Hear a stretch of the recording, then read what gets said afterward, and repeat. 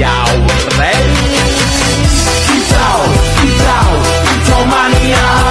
Kicau, kicau, kicau mania.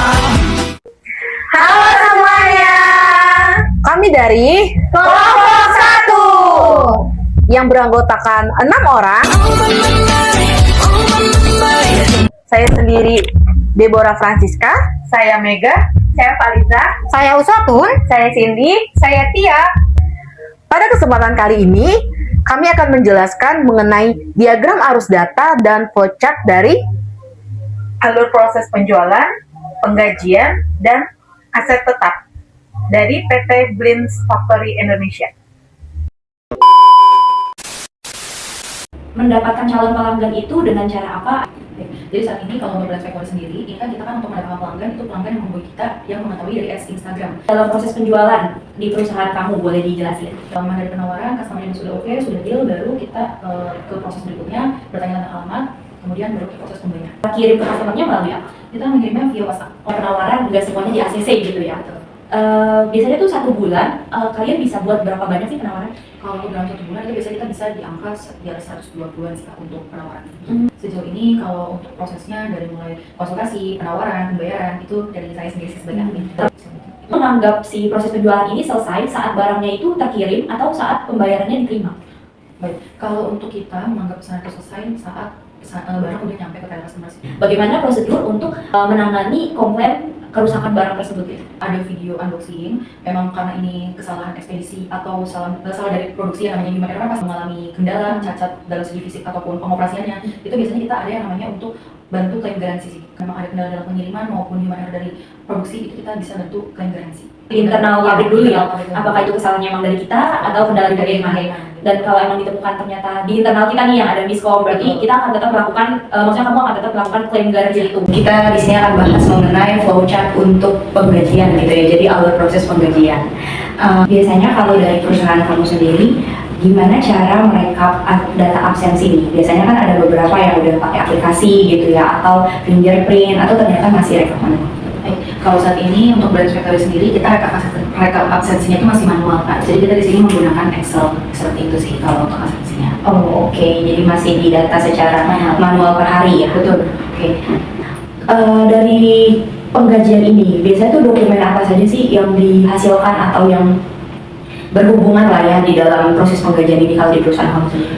Kalau Blins Factory saat ini kita untuk dokumennya itu kita ada slip gaji tentunya, dan itu kita juga ada pencatatan akuntansi langsung dari owner. Itu isi owner. Soalnya untuk penggajian ini kan memang langsung di handle-nya dari HR dan juga si ownernya ya. Oke, jadi kalau untuk karyawan hanya untuk slip gaji aja yang diterima. Iya betul. Oke. Yang pertama nih, gimana sih proses awal pengajuan pembelian aset tetap di perusahaan kamu?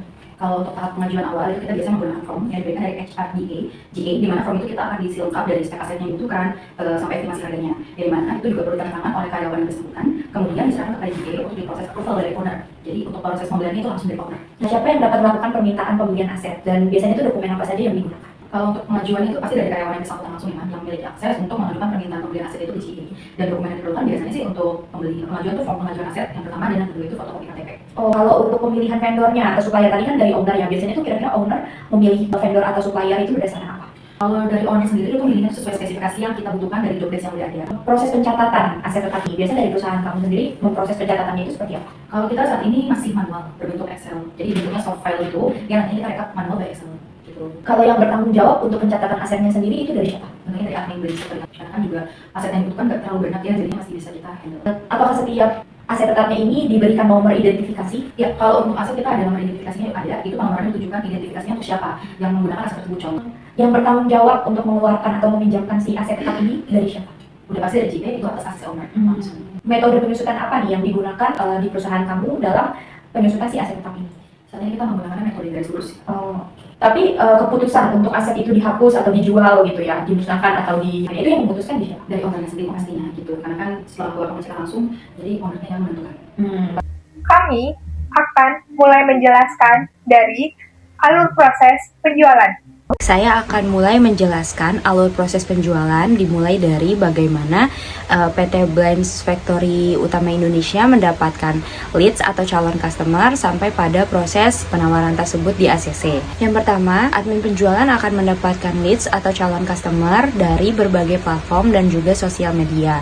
Bisa dari TikTok, Instagram, Shopee, Tokopedia, ataupun customer yang menghubungi langsung menggunakan WhatsApp ke admin penjualan. Kemudian dari calon customer tersebut akan di follow up dan ada proses konsultasi. Proses konsultasi ini akan berisi tentang rekomendasi produk yang bisa digunakan oleh customer ataupun penjelasan dari masing-masing produk yang ditanyakan dari customer tersebut. Dari proses konsultasi akan lanjut ke proses menentukan ukuran. Dari customer sendiri dapat melakukan pengukurannya secara mandiri, namun apabila customer mengalami kendala atau tidak bisa mengukur sendiri, maka dapat dikoordinasikan dengan admin penjualan supaya diaturkan waktunya sehingga dari tim PT Blends Factory bisa melakukan survei ke rumah customer atau ke lokasi customer untuk dibantu ukur. Lalu setelah sudah mendapatkan ukurannya, akan lanjut ke proses pembuatan penawaran. Pembuatan penawarannya sendiri sudah menggunakan sistem. Dari penawaran tersebut akan dikirim ke customer via WhatsApp. Dari customer akan melakukan feedback apabila sudah di ACC. Namun ada juga beberapa customer yang tidak memberikan respon sama sekali. Untuk customer yang belum memberikan respon, maka dari admin penjualan akan melakukan follow up secara berkala, dan apabila sudah dipastikan penawaran tersebut tidak di ACC, maka penawaran akan tetap berada di sistem. Tidak ada pemusnahan secara soft copy-nya. Selanjutnya, untuk penawaran yang sudah di ACC, biasanya akan ada proses negosiasi harga ataupun diskon. PT Blends Factory sendiri sudah menetapkan regulasinya bahwa penentuan diskon dapat diberikan apabila minimal transaksi itu sebesar 5 juta. Penawaran yang sudah di ACC secara harga, customer akan melakukan pembayaran. Setelah diverifikasi bukti transfernya dan dicek mutasinya oleh admin penjualan, maka baru dapat diproses purchase order ke pabrik. Sekian penjelasan dari saya. Tahapan selanjutnya akan dilanjutkan dari teman saya. Terima kasih. Selanjutnya saya akan menjelaskan arus penjualan mulai dari pemesanan barang sampai penerimaan barang atau garansi. Pemesanan barang, membuat PO ke pabrik. Pada tahap ini, pelanggan sudah menyetujui penawaran yang telah diberikan oleh perusahaan. Kemudian, admin penjualan membuat purchase order atau PO yang berisi tentang informasi, jenis produk, spesifikasi barang, jumlah barang, dan data pelanggan. Tujuan dari proses ini adalah sebagai dokumen resmi untuk memesan barang ke pabrik. Langkah selanjutnya adalah mengirim PO ke pabrik. Setelah PO selesai dibuat, admin penjualan mengirimkan PO ke pabrik melalui media komunikasi yang sudah ditentukan oleh perusahaan. Contohnya WhatsApp chat atau melalui email. Langkah selanjutnya adalah menerima konfirmasi dari pabrik. Setelah menerima PO, pabrik melakukan pengecekan terhadap pesanan yang masuk. Kemudian, pabrik akan mengkonfirmasi kepada admin tentang ketersediaan barang, jadwal produksi, dan estimasi penyelesaian barang. Langkah terakhir dalam pemesanan barang adalah menyimpan data PO.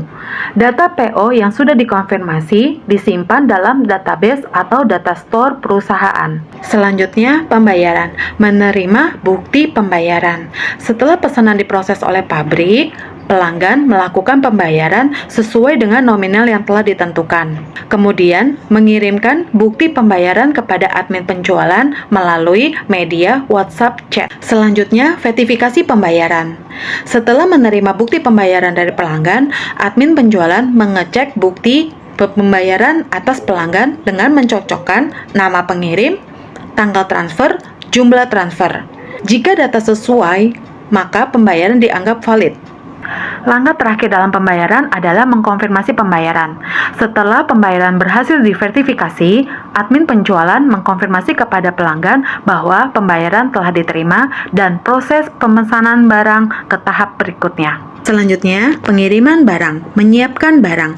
Setelah pembayaran dianggap valid, barang yang selesai diproduksi disiapkan untuk dikirim ke pelanggan. Ini meliputi pengecekan jumlah barang, pengecekan spesifikasi barang, dan pengemasan barang.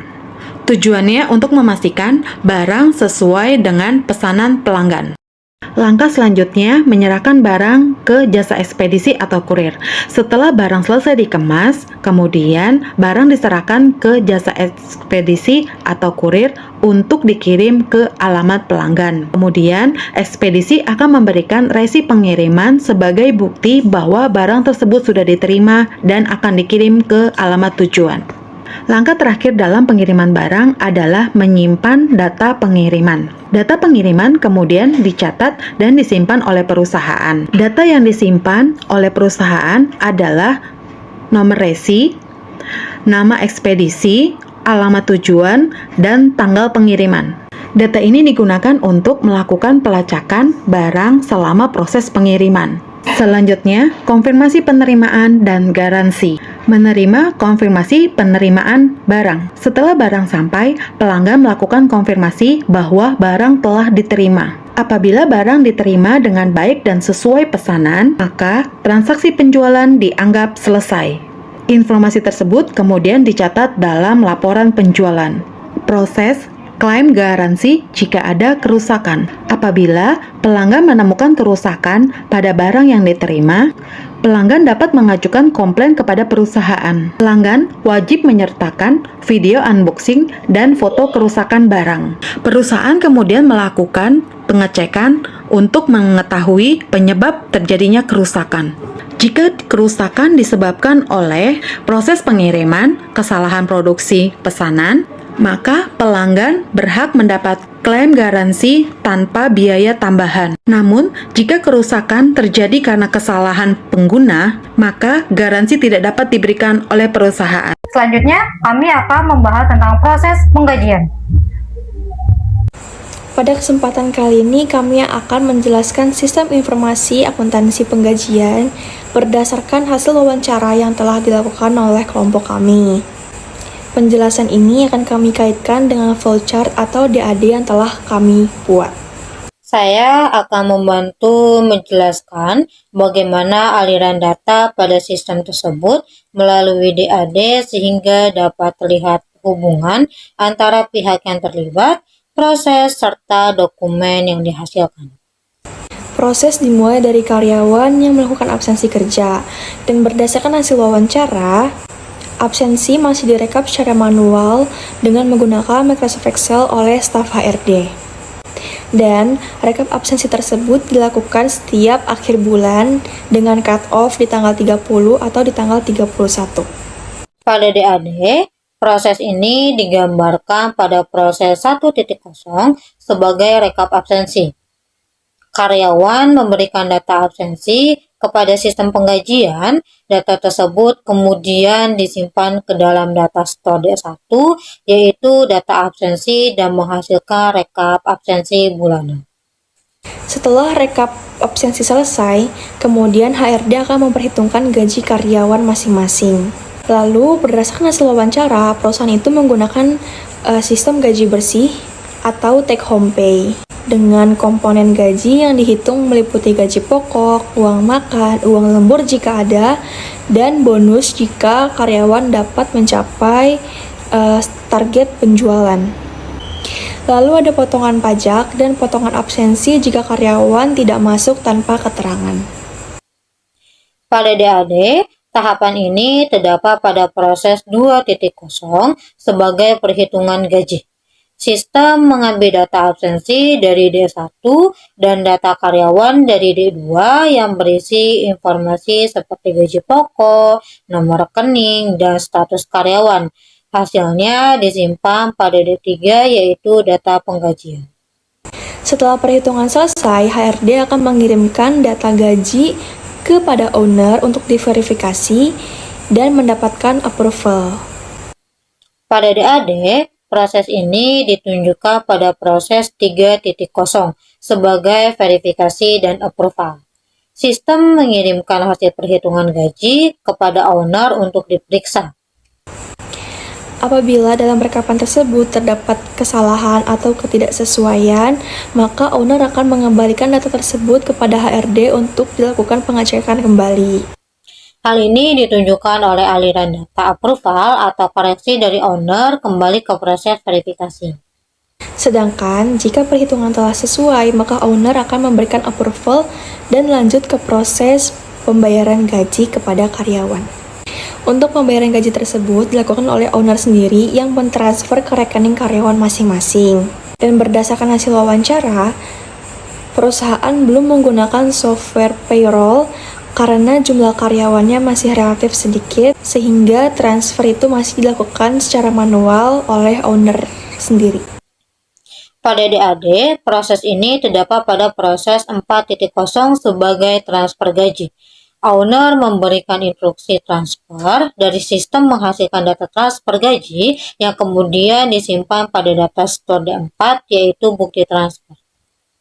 Kemudian setelah pembayaran itu selesai, karyawan akan menerima slip gaji yang dikirimkan oleh staf HRD ke email masing-masing karyawan. Pada DAD, proses ini ditunjukkan pada proses 5.0 sebagai pengiriman slip gaji. Data transfer gaji digunakan untuk menghasilkan slip gaji yang kemudian dikirim melalui email kepada karyawan dan disimpan pada D5, yaitu arsip slip gaji. Karyawan kemudian akan menerima slip gaji sebagai bukti yang resmi atas pembayaran gaji oleh perusahaan. Di dalam flowchart juga terdapat penanganan apabila ada kesalahan transfer. Jika perusahaan kelebihan transfer, maka karyawan akan mengembalikan uang tersebut ke rekening perusahaan. Begitupun sebaliknya, jika perusahaan kurang transfer gaji karyawan, maka perusahaan akan mentransfer kekurangan tersebut ke rekening karyawan. Sebaliknya, apabila terjadi kekurangan transfer, owner akan melakukan transfer tambahan pada periode yang sama, sehingga hak karyawan tetap terpenuhi. Setelah proses penggajian selesai, perusahaan akan mencatat transaksi atas proses penggajian tersebut. Pada DAD, tahapan ini berada pada proses 6.0 sebagai pencatatan akuntansi. Data penggajian dan data transfer digunakan sebagai dasar pencatatan, kemudian disimpan pada D6, yaitu arsip akuntansi penggajian. Berdasarkan hasil flowchart, proses penggajian dimulai dari absensi karyawan, kemudian dilanjut oleh rekap absensi karyawan oleh HRD, kemudian perhitungan gaji, verifikasi oleh owner, transfer gaji, penerimaan slip gaji oleh karyawan, hingga ke pencatatan akuntansi. Sedangkan berdasarkan DAD dapat dilihat bagaimana data mengalir dari karyawan diproses oleh sistem penggajian, disetujui oleh owner, dan menghasilkan output berupa pembayaran gaji, slip gaji, serta pencatatan akuntansi. Dengan demikian, seluruh proses penggajian yang digambarkan oleh DAD ataupun flowchart dapat berjalan secara terstruktur dan terdokumentasi.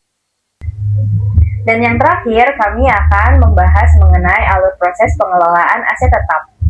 Pada slide ini, saya akan menjelaskan alur flowchart sistem informasi akuntansi pada PT Brands Factory Indonesia.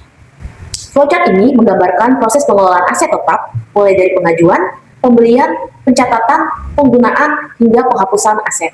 Proses dimulai dari karyawan yang mengidentifikasi kebutuhan aset, kemudian mengisi form pengajuan aset tetap, dan melampirkan fotokopi KTP. Setelah itu, berkas akan diserahkan kepada General Affairs atau GA untuk diverifikasi. Jika dokumen sudah lengkap, GA akan mengajukan approval kepada owner.